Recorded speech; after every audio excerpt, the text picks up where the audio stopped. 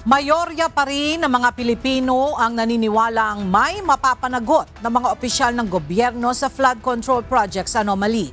Base sa pinakahuling resulta ng survey ng Pulse Asia, 59% ang nagsasabing may mapapanagot, 22% ang hindi tiyak at 13% ang nagsasabing hindi mapapanagot. Bagaman bumaba ng 12% kumpara noong Setyembre, marami pa rin ang naniniwala na may mananagot sa issue.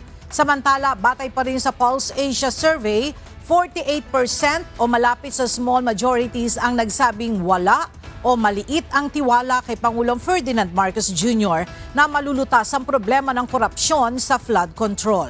Isinagawa ang survey noong December 12 hanggang 15 sa 1,200 respondents.